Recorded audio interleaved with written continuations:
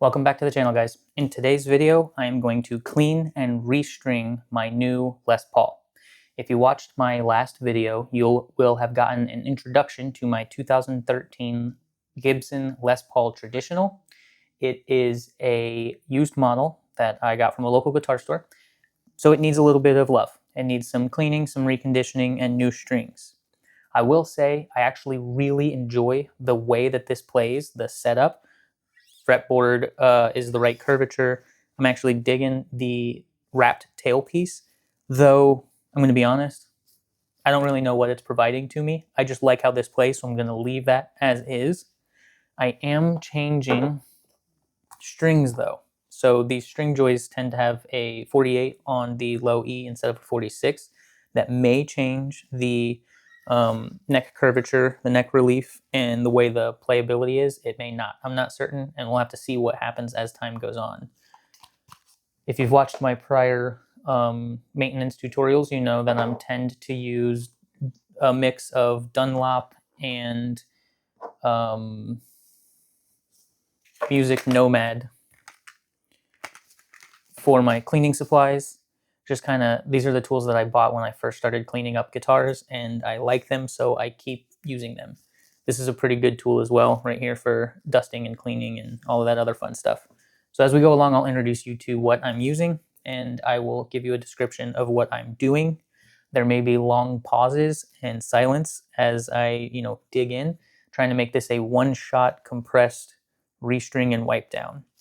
This is not going to be a full disassemble and recondition the way that I did with my Charvel. You can watch that video if you want to see a little more in-depth used guitar reconditioning treatment. I really like the way this plays, so I don't want to mess with it too much right now. So we're going to do something a little bit quicker today. Stick with me and I will take you on a little bit of a ride. All the products that I'm going to use are going to be linked in the description. Some of them may be affiliate links. If you purchase through those affiliate links, I get a little bit of a kickback, but you don't pay anything extra. It's going to help me purchase more guitars and more supplies so I can do more videos like this for you. If you like this video, if you're enjoying it as we're going along, go ahead and subscribe to my channel and click the bell icon so you'll be notified when I post more. That said, let's go ahead and get into it. First step, take the old strings off. Pretty simple. So I got my string winder, and I'm just gonna start loosening strings.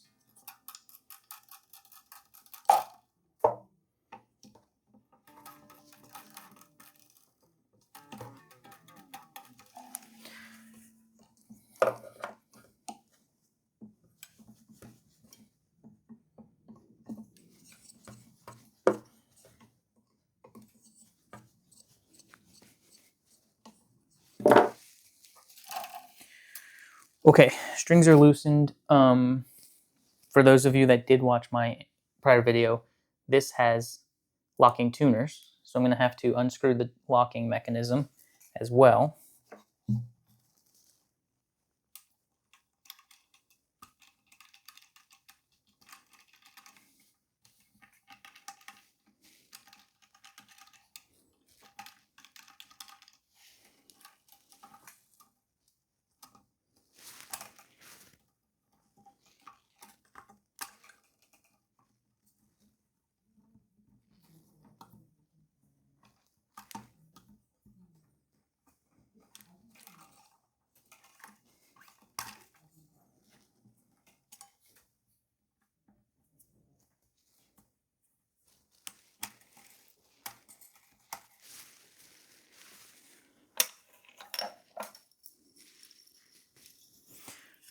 One thing you'll see a lot when you watch tutorials on guitar restrings is guitarists will tend to cut the strings in the middle somewhere and then take some out of the bridge and some out of the neck area. And the reason you do that is because of the ends. I don't know if this is focusing or not, but the ends of the string are all kinked and they're usually cut, which means they're sharp. If you try to pull them through the bridge, you can scratch up the bridge a little bit. So that's why a lot of people will cut the strings and then pull it out with the string now straight, so it pulls out without grabbing or pinching or scratching. So I'm going to go ahead and do that.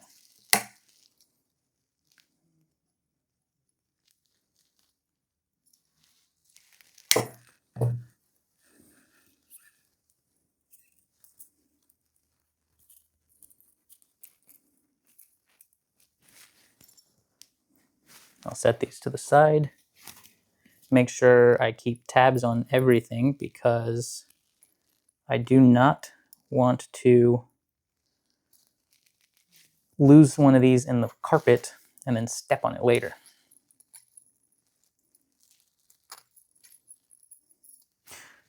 Something I noticed as I pulled these out, whoever put these strings on last used an extra ball end to help provide some tension and solid anchoring point in the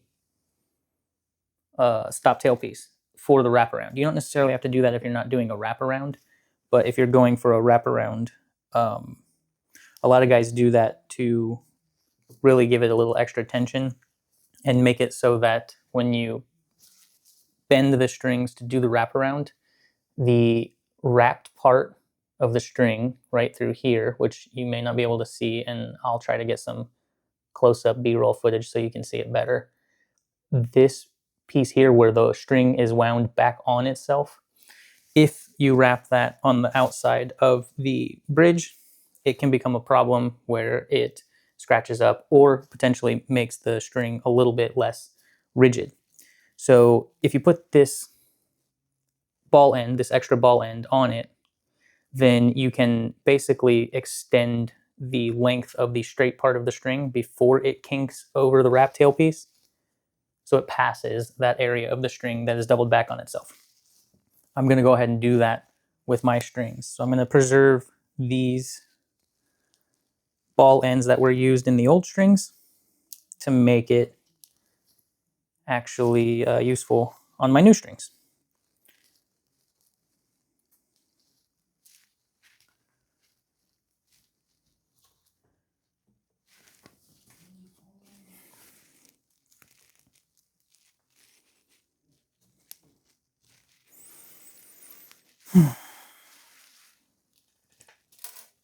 Okay, here we go. So next step now is to start sort of wiping down the body and cleaning. I'm going to start with the fretboard. I always start with the fretboard because when I clean the fretboard, it may push dust onto the body. So I'm going to wait there. So I'm going to go ahead and dust it off as best I can with this Music Nomad tool. I may as well just dust kind of the whole body a little bit. You're going to want to be really careful when you get down around the bridge, especially with a Les Paul style bridge or any tune-o-matic bridge, because these posts screw up and down. I like where the height of the strings is now, and I don't want to mess with it. So when I start digging around in here, I'm going to be very careful to make sure I don't move it at all. And one way you can do that is by, just going super slow. You could potentially hold it and then get in and around there. Different methods, but you just got to be a little careful. And in the end, if I have to adjust the height a tiny bit, it's not the worst thing in the world. But I do really like the way this played from when I picked it up in the shop. So I don't want to mess with it too much.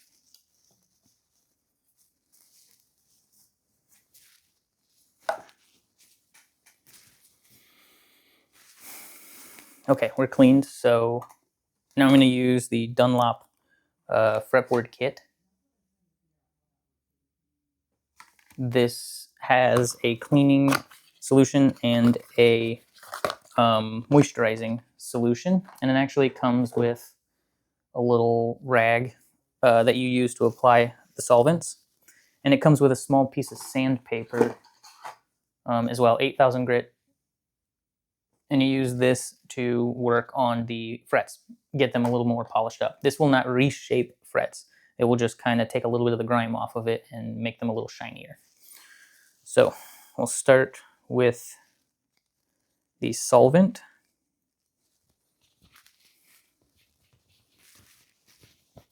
Find a clean spot on the rag. Number one is the solvent, the cleaner and prep, it says. And I just spray a little bit on the board like that and start cleaning.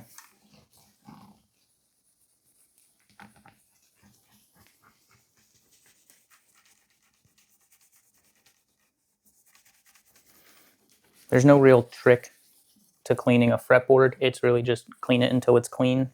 And one thing that I've used to kind of gauge when it's clean is how much dirt comes off on the rag. And honestly, right now I'm getting basically no dirt. If you watched my Charvel video, you'll see that there was actually a lot of dirt coming off on the rag when I was cleaning the fretboard of the Charvel. It was probably turned in or traded in to that guitar shop without having been cleaned or conditioned or put in any good shape, which for anyone who's paying attention, that's a terrible way to get the best trade-in value for your guitar. A lot of guitar shops, they'll accept trade-ins, and they might have like rubrics for how much money they'll give you based on the resale value of that guitar or whatever. But they'll also make adjustments to the value based on how much work they have to do to get it in sellable condition. Because they're going to have to pay their own luthiers to do it. So if they have to pay someone to clean up, then they may take another $50 or $100 off of your trade-in price. So if you want maximum dollars, clean the guitar before you take it in. It's a little pro tip. All right. Fretboard is clean. I'm actually very impressed with how little dirt was on it. And to be honest, I could kind of feel it when I was playing this guitar. It didn't feel dirty or grimy. The whole guitar itself didn't feel dirty or grimy. It's been a pleasant experience playing with it. All right, step 2 is the fingerboard conditioner. This has a sort of foam applicator situation going on. Shake it up pretty good, and then just press it on the first fret until some solvent starts coming out, and then you can start scrubbing it in. Everybody's going to have a different theory on how much conditioning oil you should use. Everybody's theory is right. That's the simplest way to give it to you. You can do just 1 dot on every fret and then wipe it in. You can do like I do and sort of load it up. Or, you can put it on a rag and then rub it in. You can do all kinds of things. Personally, I like doing it this way because it gives me confidence that I got full coverage and that the oil has seeped into all the different cracks. And whenever you're conditioning wood, this is actually true in all of woodworking, you are going to apply your liquid, and it works with like staining wood too. If you've ever stained a wood deck or any wood that you've built before, you apply the stain and then you wait a period of time and you wipe off the excess. So the more you have on there and the more it covers the entirety of the wood surface, the more likely it is that it seeps into every pore everywhere and makes sure you get full coverage. So that's what I'll do. And I'll wait a little bit. If you watched my reconditioning video on the Epiphone 1959 Les Paul, and every video I reference I will have linked down in the description below, and I may put cards up either end for easy clicking if you want to jump to that video. In that Epiphone Les Paul video, I talked about how dry the fretboard was because I hadn't played it in over a year, and or at least hadn't reconditioned it in over a year. So that fretboard needed a couple of layers, a couple of applications of the conditioning oil. This guitar I don't think needs that. It doesn't look dry, it doesn't feel dry. I'm wasting time right now talking to you so that it has a little bit of time to seep in and kind of fill the pores and fill the cracks and start to actually hydrate the board. And I'll actually show you a close-up here of what it looks like when it's got a lot of oil just sitting on the fretboard. Nice and shiny, nice and oily. But you can see how it's got full coverage, and this fretboard is going to get fully saturated. One thing to take note of is the wood isn't going to accept more oil than it can handle. It could, like if you fully submerged it in water or something like that, end up absorbing more than it needs and then it gets waterlogged, etc. That's definitely possible, but the amount of oil you're putting on here, even the amount that I put on, which many people would call excessive, that's not enough to do any real damage. It's not going to over-absorb especially when I'm only waiting 2 or 3 minutes. So I'm actually going to go ahead and start wiping that off now. And actually, while I'm on it, you can usually see when you're doing the conditioning oil if a lot of discoloration on your rag occurs as well. That's extra grime, but that's also the oils that's coming out, and it could be pushing out old oils from within the wood. So you're actually pushing grime out when you suck the conditioning oils in. So we'll see how that looks after I take a pass this time.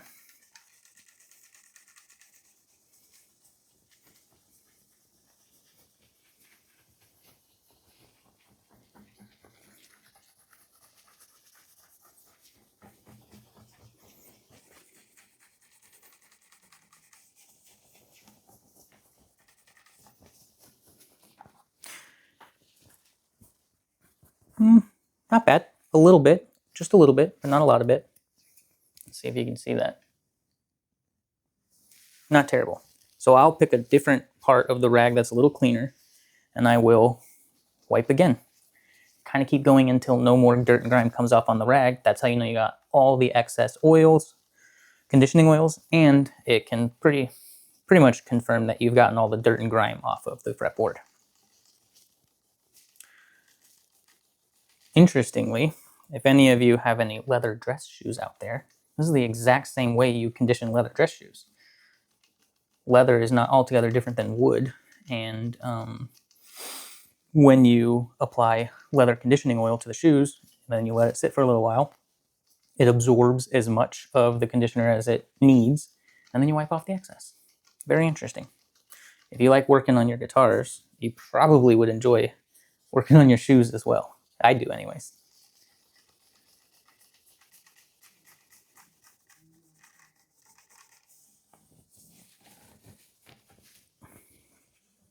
There we go, the clean section of the towel. Nothing coming off anymore. I can see that I don't have any glossy, wet sort of moisture areas. Take one last pass for confidence. And then we'll get to polishing the frets. There we go. Okay, I'm gonna put all of these back. Get my 8000 grit and start just, quickly scrubbing the tops of the frets. You're not trying to reshape the frets with this. You're not trying to get them in perfect, brand new, shiny condition. You're just trying to get them a little bit better than they are now. 8000 grit ain't getting you too far down the road of, beautifying your frets. It's just going to make them a little bit shinier, take a little bit of the dirt and grime off. These solvents, they'll take some of it off as you're going, but it won't get everything. Just the nature of metal and the way it is porous, and it does attract dirt. And even, to be honest, a little bit of rust. So that's what this is for. So we're going to play around with that. Be very careful if you're not going to use guards. I don't use guards all the time. I'm sorry, and I'm not going to use them this time. If you just hold it in a particular way and press down in a way that you're not touching the fretboard, then you don't have to worry about destroying the fretboard or damaging the fretboard. Honestly, 8000 grit isn't really going to do much to a fretboard to begin with, especially a recently and well-oiled fretboard. So I just get in there and I'm pushing firmly, but not aggressively. It's a little bit of a balancing act, but if you imagine like when you're tightening a screwdriver, and you're tightening a screw, and you turn it just to that point where it's kind of hard to turn anymore, but you don't like go, ugh, that's the pressure you're looking for. I'll admit that's probably the worst way of describing that. Use your discretion. You don't have to hurt your thumb, but you should feel like you're pushing on the fret.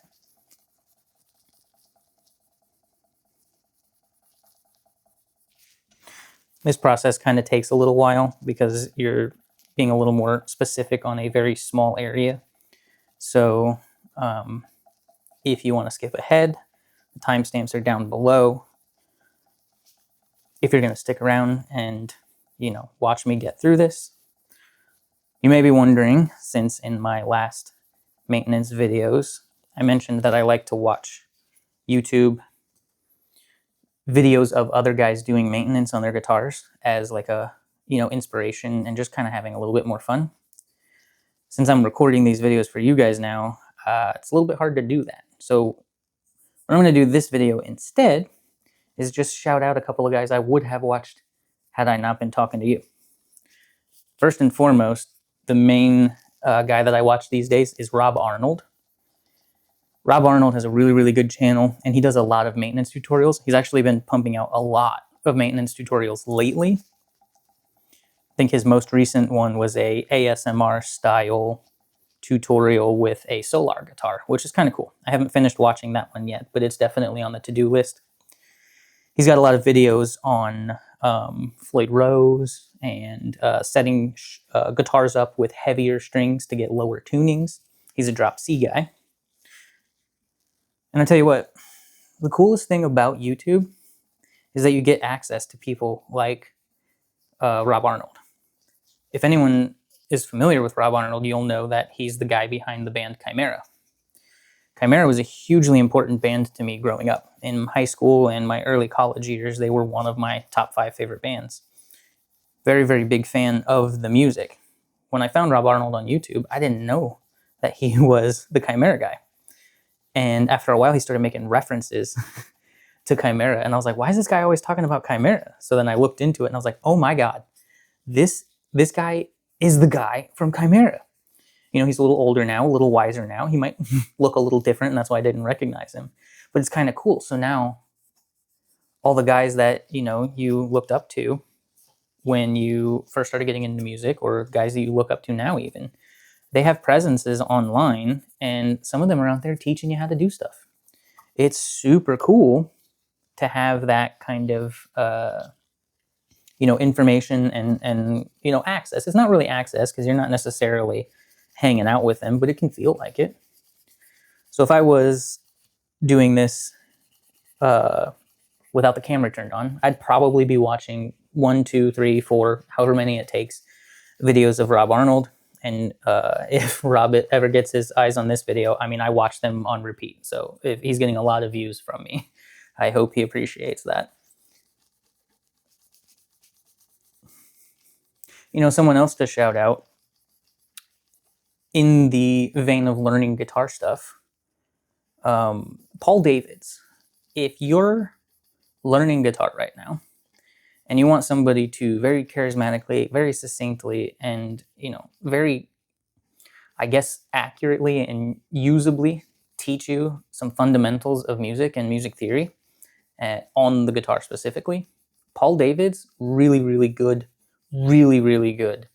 YouTube videos. He's got some courses you can pay for as well, but his YouTube channel is a wealth of knowledge. And in the same vein, I think it's Justin Guitar. He actually has a free intro to guitar course, which is, like 50 or 60 videos that teach you kind of everything you need to know to get sort of through the beginner stage and even into the intermediate stage. I actually watched a lot of both of those channels when I first started learning guitar again about 3 years ago.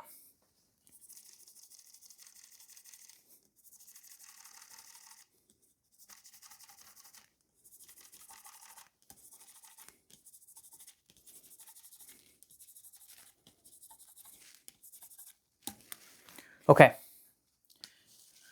I'm done with the polishing of the frets.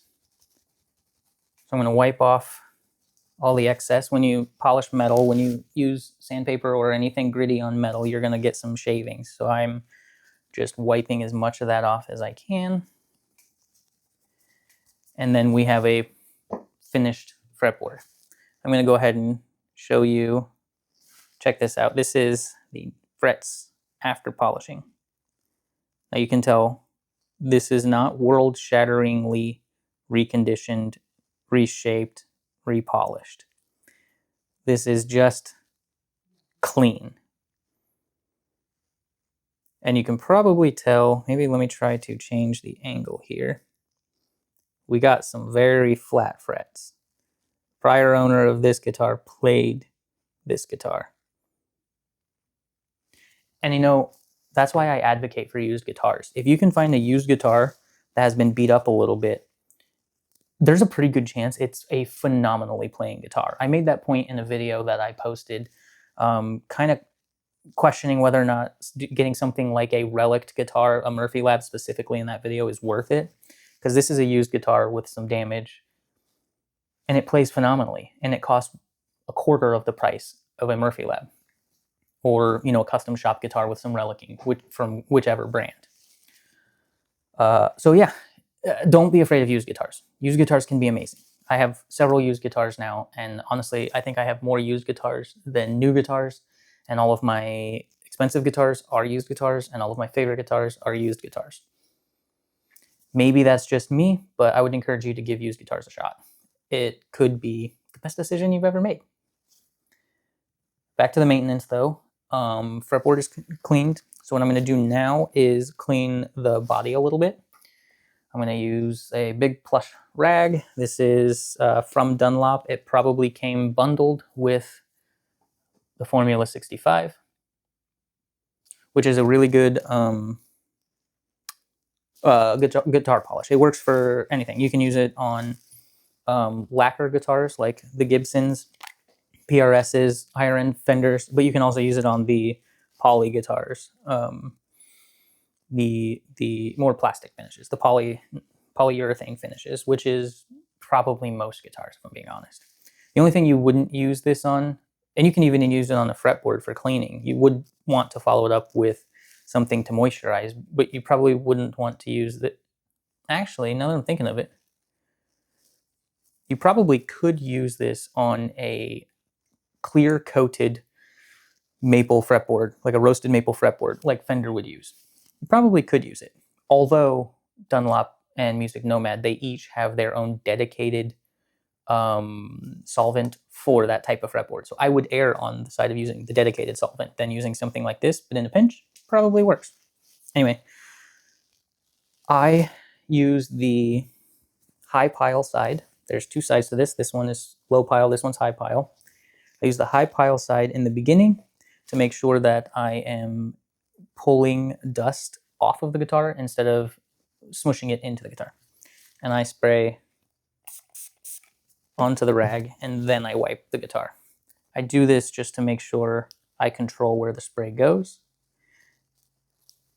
And like I said, I'm kind of nervous about moving the Tune-o-matic bridge, so I want to be as careful as I can. And this cleaner works really good on pickup covers too, and even the bridge. If I wanted to clean the bridge a little more thoroughly, I could do that. Interestingly, this bridge, I'll show you that too. This bridge is really, really clean. It's a 12, 13-year-old guitar, and there's almost no dust on those screws. I can't say the same thing about my Jackson Warrior, and I've had that guitar in my possession for 20 years, and I've been cleaning it and, using it and making sure it's in good condition all that time, but the screws are still wildly dirty.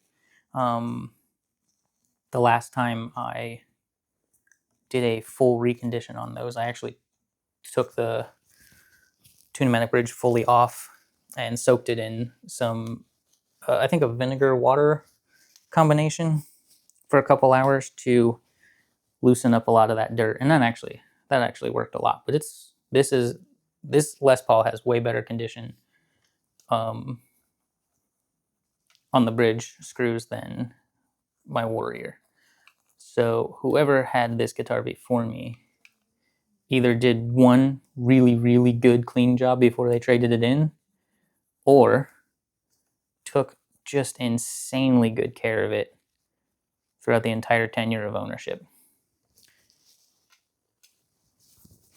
And right now, especially with the Tune-o-matic bridge, this is a good tip. I'm only cleaning the top of the guitar and really mostly focusing on where the strings will go, because I am not turning this guitar over until I get strings back on it. This Tune-o-matic bridge will fall off if I turn it over right now and try to clean the back. So I'm going to focus on the top of the guitar in the areas where the strings will go over. And then the headstock, Strings go there too. Headstocks are a huge pain in the ass to clean when you have strings on, because you really can't get your hands in there to scrub anything. Sure, you can use a tool like this to get, up and under, or this is something I do. I'll just splat this part down so it splays out, and then you can get under the strings, but it won't scrub any grime off. It just gets loose dirt. So take the time now to get all of the grime off.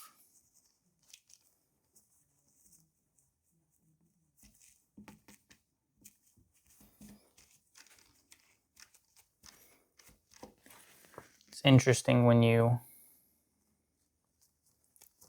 clean up a used guitar for the first time, you invariably notice new nicks and dings and things that you maybe didn't notice when you first bought it. Sometimes that can be disheartening and make you think, ah, crap, this guitar is more messed up than I thought. But other times, you kind of thinking, well, I got my half-price relic Les Paul, right? So who cares exactly how much or which kind of damage it is? The whole point of, kind of having a cool old Les Paul is that it has a story and it has some issues that you can play with and deal with. Oh, forgot to clean the bridge post, stop tail. So since this is off, I can get really in there. And I'm just going to leave the actual bridge as is. And once the strings are back on, I'll do a little bit more effort with the brush to get the dirt off. But for now, I'm not worried about how necessarily shiny or glossy it is, because it looks pretty good. And I do a lot of resting my palm on the bridge. So 6 seconds after putting strings back on this guitar, it's going to have greasy palm prints. So that part doesn't have to be perfect, especially on just a quick string change like I'm doing now. All right, so that's fretboard and top completely cleaned, conditioned. So now we're putting strings on. Well, actually, before I do that, let me double check the tuner posts. Yeah, all right, they're all tight. So I'm using Stringjoy 10-48. I've decided I like Stringjoy strings, not for any crazy reason other than they feel nice on the hands and the tension is really good. And I was a former Ernie Ball string user. I liked my super slinkies and regular slinkies, etc.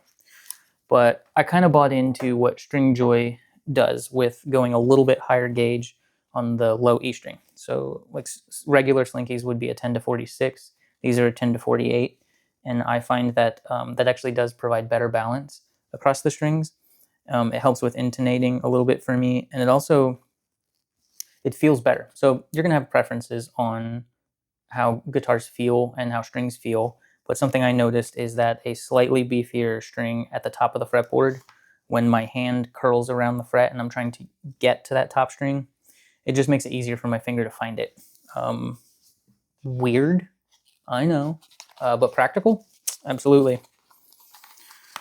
So let's get these out, and I'm gonna need to sort of go one by one. We'll start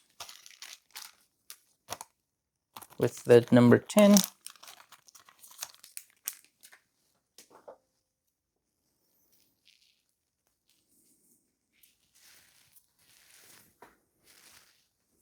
Okay, now I have no idea what color each of these stop balls go to, but I don't think that they're different sizes, so we're probably fine. So I'm just going to pick one, and we'll throw it on there.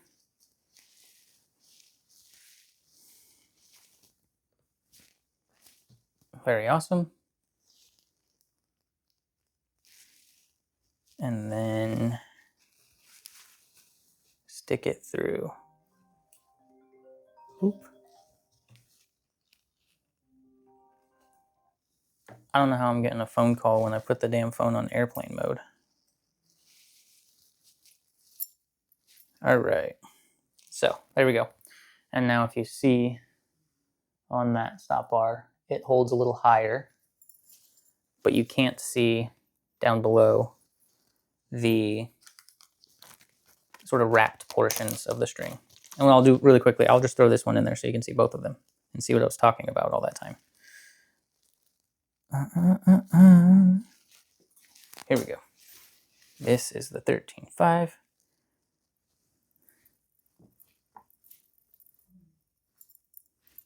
Okay, this is going to be very hard to see. I'm going to do this so you can see it better. Okay. Now look super, super closely. You can see the string on the right is clean, and the string on the left has the windings popping out. So if I tried to kink it over the top, because eventually that's what it's going to do, then those windings would be sort of problematic and a nuisance.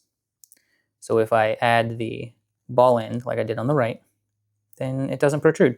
Makes it easier. Okay? There's a little visual representation of the difference there. So I'm just going to plow through getting these on. And then, in truth, this is the first time I've ever done a wrap bar situation. So I may run into some issues when I'm trying to figure it out. I'm a little pleased that I have these locking tuners because I think that's going to help me. Locking tuners are really cool because they're not meant to lock the tuning, right? You still have to tune, but what they do is lock the string in place at the tuning peg. Oh, Jesus. In a manner that allows you to make string changes go by quicker and maybe more accurately. So wrapping the string around the tuning pegs is a challenge sometimes. Sometimes you kind of have issues with the string staying put, and as you start winding, it'll just sort of like pop out on you. That happens a lot. The locking tuners kind of prevent that because you just pull the string through and you screw down the locking mechanism, and then you can start winding whatever you need to wind. It also, you don't have to wind nearly as much. So that's kind of cool. Once I get to that point, I'll show you what I'm talking about. It actually makes a huge difference, and kind of thinking about switching all of my guitars that don't have locking tuners over to locking tuners. We'll see. Especially, so my Charvel, that one has a string tree and then non-locking tuners. So if you watched my restringing and reconditioning video on that, which again will be linked around here somewhere, you will have seen me struggle a little bit because holding the string still over the nut, but under the string tree, but appropriately towards the tuning peg to keep it down, it involved like multiple fingers, both hands. It's kind of difficult. I imagine, and I kind of want to test it out, that locking tuners would make that easier because I could just pull it through, lock it down, and then worry about the string tree height and all of that other stuff, and I wouldn't have to actually use my hand to wrap it around and then hold it still while I use my other hand to turn the tuning peg. So we'll see how that works here. Awesome. So I've got all the strings in now, and it comes over here to the stop bar.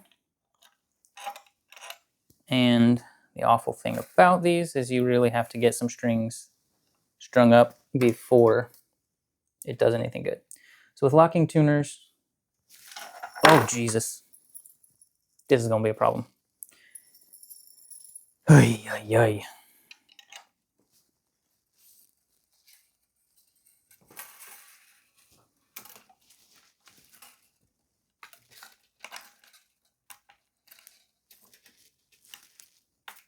I'm gonna actually give it some pull, which is not something I would normally do. I usually use the tension of the tuners to do that. But anyway, here's an interesting thing too. So with locking tuners, you can kind of... All right, I'm going to show you something here.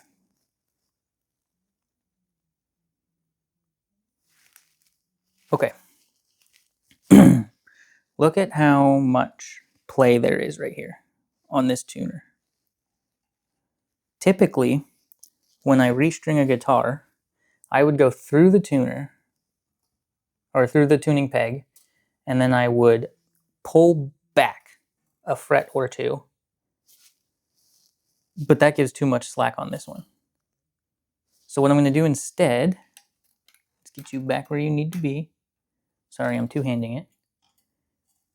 I think this is enough play right here to where I can go ahead and lock the tuner down. And same thing with everything. You don't need to lock it like overly tight. You just go until it's kind of difficult and you're good to go. Now check this out. Stays in place. Pretty good tension. We got plenty of slack to rotate the tuning peg when we decide to tune it. So I'm going to rotate it just a little bit. And you can see we're now in the bridge slot and we're ready to start tuning. And to be honest, this is probably too much slack. I may have to reevaluate just how much I do. But here's something to note. When you're doing locking tuners, you should always position the tuning peg so the hole lines up directly with your nut slot. So you want it to be exactly right, because you're just going to come straight off, go straight through, lock down, and then rotate. The cool thing about locking tuners is sometimes you only have to rotate a little bit. This is not even one full wind, and that's probably what I'm going to need. It'll go a little bit further because this is still loose, but not by much. So locking tuners are pretty cool in that kind of way. I am also just realizing I forgot to put any sort of lubrication in the nut grooves. So I'm going to go ahead and do that now. And I use a Music Nomad product for that. This product's kind of cool. It's just a little bit of goop, and it comes with some applicators that are just really small little fuzz brushes. And what I do is kind of squeeze this until goop comes out, and then you just jam it in there. Kind of grab as much as you need, and then I'm just going to start putting it in the slots. Now, a little bit of oil and grease in the nut slot is probably the most important thing you can do, especially with a well-cut nut, because that lets the string move back and forth without catching on the nut. So it'll help with tuning stability, and it'll help with keeping, so tuning stability not meaning that when you tune the guitar and then you play a bunch of bends, it stays in tune. What I'm actually talking about is while you're playing the bends. If the string can move freely, it's a lot easier to make sure that you're hitting the right note when you bend. If you're not aware that you should be hitting specific notes when you bend, now you are. You bend to the next note in the scale that you're using, right? You don't just bend willy-nilly. So you want it to be in tune. A well-lubricated nut slot and bridge slot. Okay, I'm going to do the bridge too, is how you get that accomplished. All right. I'm making little rookie mistakes here for you guys, but you get to see it in real time, and you get to see that somebody who holds himself out as a professional also makes mistakes. Don't worry if you make mistakes. Everybody makes mistakes. Everybody forgets things. Everybody accidentally does shit out of order. Everybody accidentally says curse words on YouTube. It's not a big deal. We'll get through it. And if I hadn't lubricated the nut or the bridge saddles, whatever, I'll do it next time. I'm not a professional touring guitarist, so I don't need perfection. I need comfort, playability, enjoyment. That's about it. Locking tuners. When you're locked down, you can cut the ends off as soon as you want. So I'm going to do that now because I hate when the ends are kind of in the way.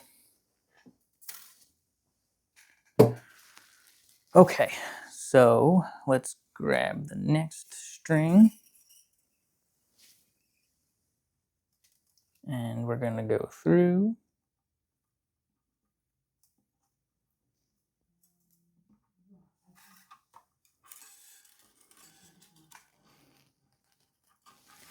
For locking tuners, on a Floyd Rose, you don't have to deal with this over kink. So I tend to pull just to the point where there's resistance and then hold firm. From what I learned with this E string, that might be a little too much tension. So I'm going to pull a little tight, not a lot tight. I'm going to go to the point of tension and then just a tiny bit more. And then I'm going to lock the tuner.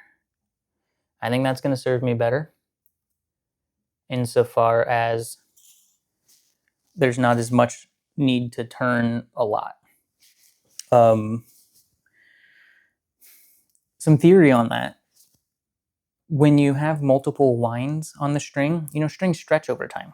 And after you put your strings on, you do want to stretch them and then keep tuning them and stretching them and tuning them and stretching them until you're staying in tune after a stretch effort. That's how you know that the strings are appropriately stretched. If you have a bunch of winds around the tuning peg, those areas stretch too. And they may not stretch when you're doing your initial stretching right when you change the strings. They may wait to stretch until 2, 3, 4 weeks down the road, and then you end up with issues with tuning stability in that manner. So locking tuners are kind of cool because you don't have to have multiple winds. And most people using locking tuners, they won't even have one complete wind. Like I showed you a moment ago, and I'll show you when I'm done all 6 tuning pegs, they shouldn't have a full wind at all. And that helps keep the stretch of the strings uniform from the time you put them on and do all the initial effort all the way through when you take them off and put new strings on. That's kind of one of the real benefits of locking tuners is that you don't have to do as many winds, because that helps with actual tuning stability, but it also just helps with effort, string change effort. People hate changing strings because it is such an effortful process. You have to actually kind of spend some time. I don't know how long this video is going to end up being, but I can tell you when I did the Charvel video, not including breaks that I took, it took me 5 hours of effort to finish that guitar up. And what that constituted was taking strings off, cleaning the guitar, checking that everything was tightened down, all the electronics were appropriately mounted and screwed and everything like that, checking all the cavities that are okay, all that nonsense, and then also working on neck relief, working on string height, because that Charvel did not come set up in a manner that I liked it. I liked playing it at the shop, 100%, don't get me wrong, but it was not set up the way I wanted it to be set up. So that guitar needed a full setup. And like I said, that took me about 5 hours. However long this video lasts, which I'm hoping is under an hour, is what it would take to do like a quick string change. And I am kind of artificially increasing the time a little bit so that I can add some coaching in here as we go along. But in all honesty, that's like 10% of the time. Most of the time, this is real time. This is exactly how much time it takes to do these things. So string changing can be annoyingly tedious, and that's why folks look for ways to make it easier. So you can, hire a luthier or somebody at your local guitar shop to do it for you, or you can install locking tuners so that it goes a little quicker. Who knows? Maybe, actually, now that I'm thinking of it, and I'm gonna think real hard about this. I might put out, so now that I've done two Les Pauls, I might put out a video where it has the restringing process this guitar with the locking tuners on like the left side of the screen, and then the restringing process of me doing the Epiphone Les Paul on the other side of this screen, so you can actually see the time difference. And in both instances, you know, I'm kind of talking to the camera and working through some stuff, so there's some artificial time increase there. But for all intents and purposes, I was doing the same thing both times, and the only difference was whether or not the locking tuners helps it go faster. It'll be an interesting case study, and maybe something that will help convince some folks who have been unwilling to try locking tuners to give it a shot.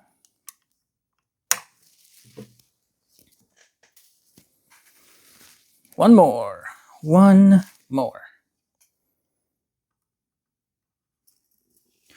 I can say that the process of dealing with the wraparound bridge hasn't really been problematic in any way.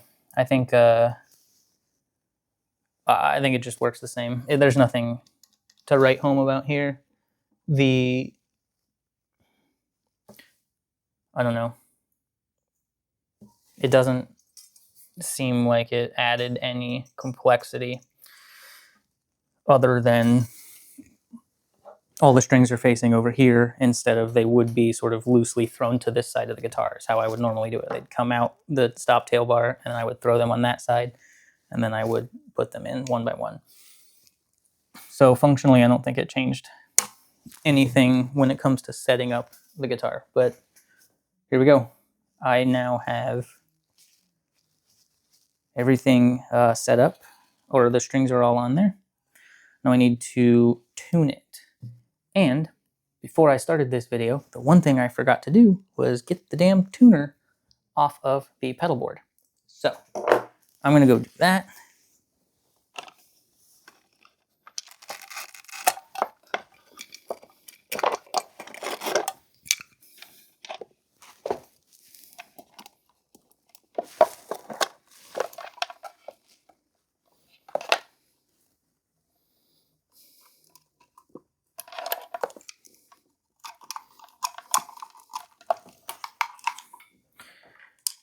I am doing this the absolute hardest way possible because this was all on my pedal board. But I've got it now and I need to get it powered. Here we go. And I'm using my pedal board power supply. I literally ripped my pedal board's power supply off of here, and now I got to get it plugged in. So that's this cable.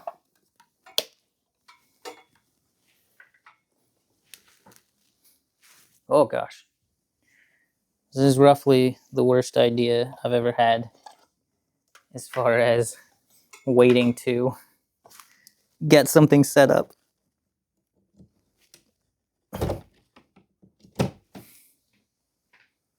Look, you don't have to be a professional to do YouTube.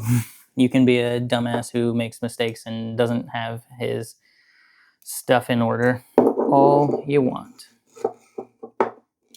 Okay, so here's what we got set up. My pedal board's down there. I stole the power supply off the bottom.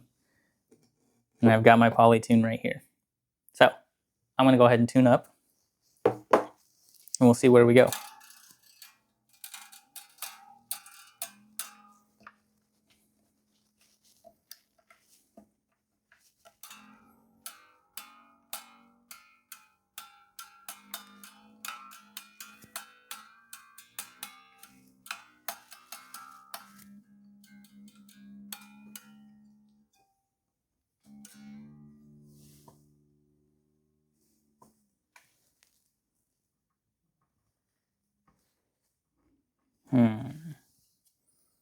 Okay, I'm running into my first issue.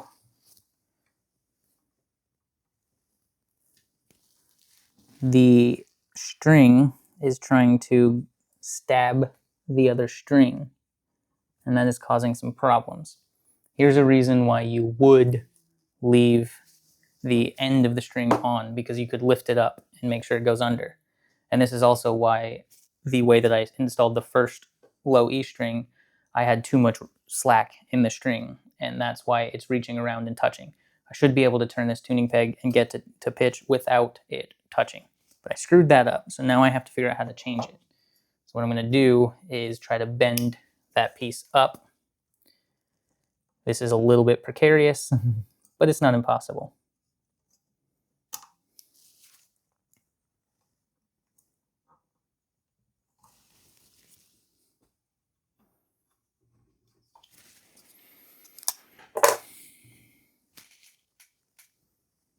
There, now look, it goes over the top.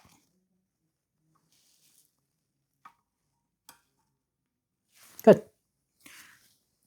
That should work.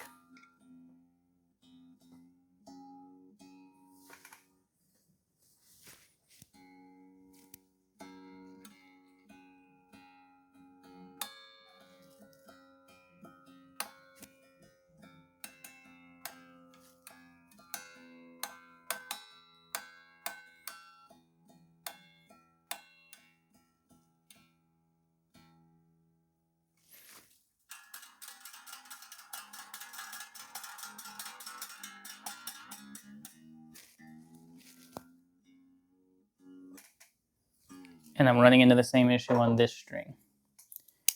Okay. I'm going to go ahead and turn them all up because I think it's going to be necessary.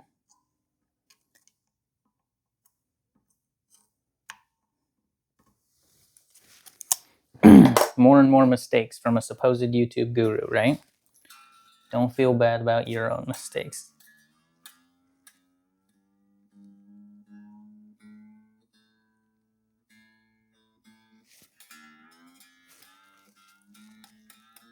I'm going to tune this to E standard.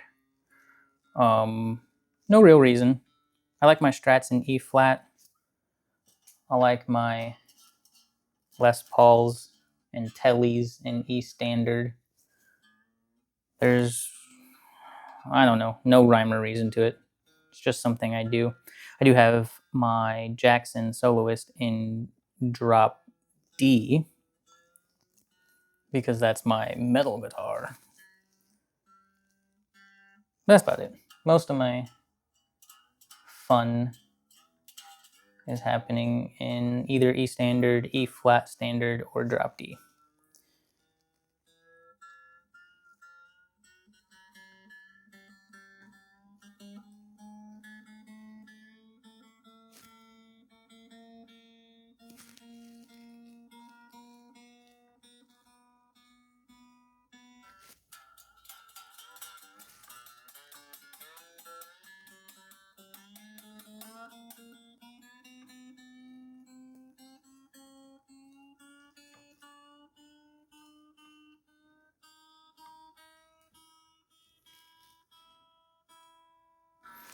Cool, so that's the initial tune to pitch. Now the way I do string stretching is different than everyone else. If you watch Rob Arnold's videos, you'll see how he does it. He uses his thumb to lift and press.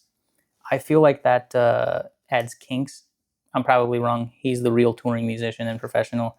But what I like to do is just grab around the 12th and 9th fret like this, and then pull.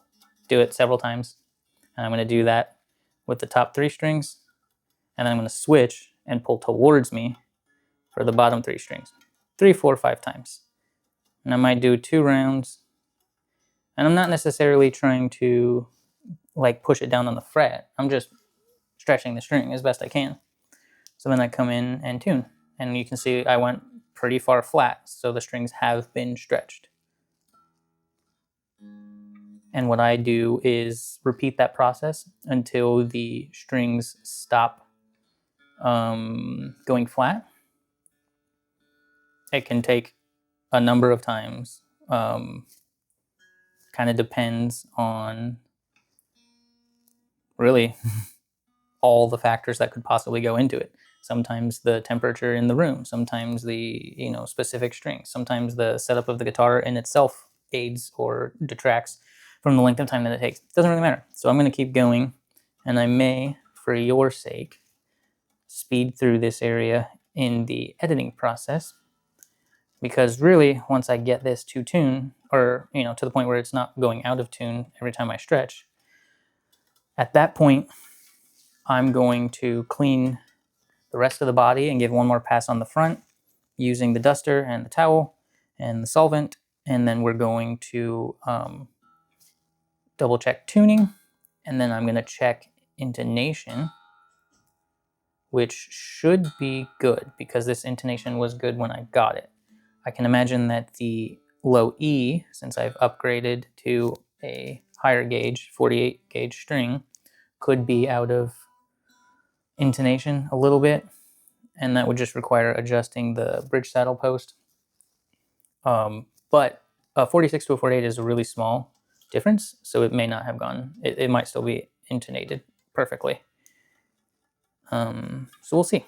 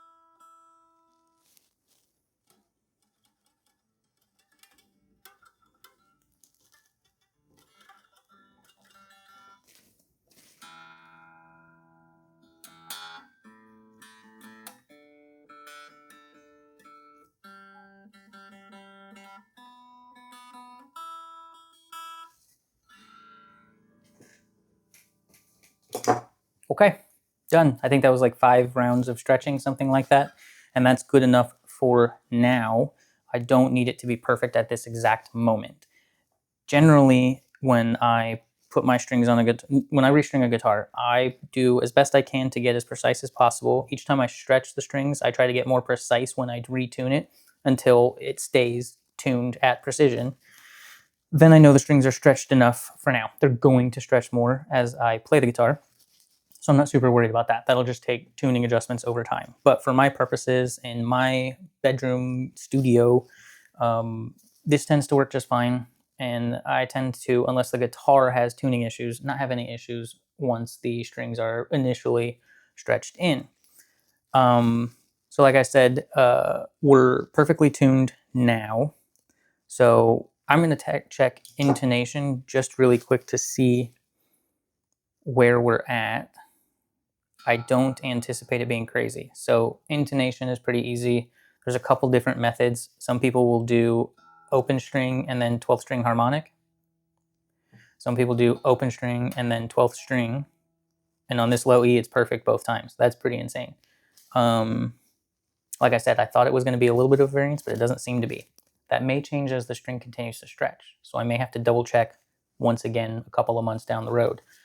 Interestingly, once you have your preferred strings, the right gauge, the right brand, all that stuff, and you get your guitar fully set up, like you're not going to have to pay attention to the setup in the future when you change strings.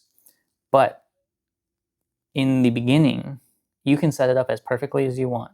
I can get every single mark exactly correct right here, right now.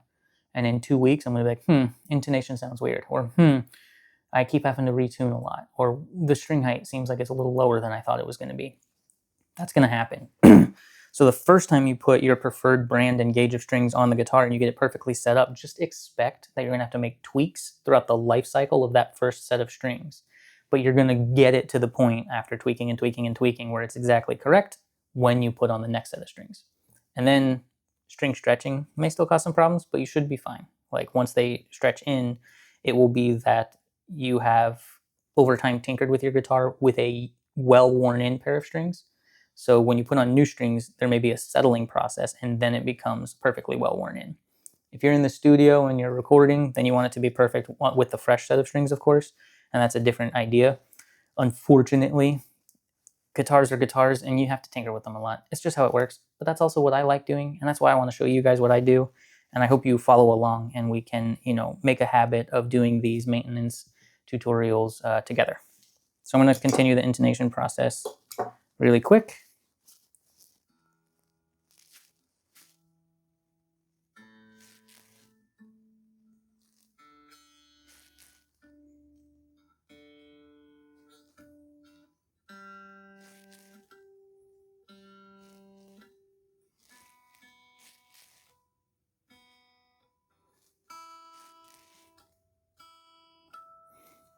And when you're looking for intonation, you just want to make sure it's the same note, whichever way you choose. So I just did the open note and then the 12th note harmonic, or 12th fret harmonic there. If you play the open note and it's a couple notches flat or sharp, and then you play the harmonic note and it's the exact same couple notches flat or sharp, you're good. You don't have to have it exactly perfectly in tune to check intonation. The closer you are to perfectly in tune, the better it's going to be overall, but you don't really have to. So intonation is good. I'm going to put the tuner away, and then I'm going to finish cleaning the body. Oh, gross. All right, I'm going to have to clean that adhesive now. Okay. So let's get all the dust off that I've added. Get this Music Nomad tool under there. And I'm going to flip it around very carefully. And here we go. Now I'm not worried about electronics or anything on the back, so I'm gonna be a little bit more liberal and a little bit more risky with spraying directly onto the back. Using the high pile side again, and I'm just, using the circular method to clean. I'm gonna get on the sides, and just like anything else you clean, you don't have to scrub and dig in really hard unless there's, a need for it. So if there's enough grime or some sticky spots that need to come off, scrub that. But if you just need a quick wipe down, you don't have to use all your strength. And it's probably better not to, because pushing hard is kind of how you get the sort of swirls in the clear coat and maybe even some scratches. Because no matter how hard you try, you may end up with some abrasive dirt in your rag, or you may not have wiped it all off before you started cleaning. So that's the back. Make sure I get the side really good. This area I did not get, or this area. And then bring it back down for a top off of the front, arguably the most important part. And here we go. I now have a cleaned and restrung and conditioned Les Paul. Thank you guys for hanging out with me. Thank you guys for going on the journey. If you made it this far, you are one of my new favorite best friends. Please go ahead and comment down below which part of the process you found insightful, what part of the process you would change, right? So maybe there's something I'm doing that you have a better way of doing. I'd like to know that if you would be so kind as to volunteer that information. And again, remember, subscribe, ring the bell. Let me know what you want to see from me by liking the video, and I will do my best to pump out more content for you. All right. Reminder, there will be links in the description. Some of them will be affiliate links, some of them won't. I'll label them, and if you purchase from those links, then I get a commission. You don't pay extra. Helps me make more videos, helps me buy more guitars, more cleaning supplies. So I would appreciate your support. Until the next video, see you later.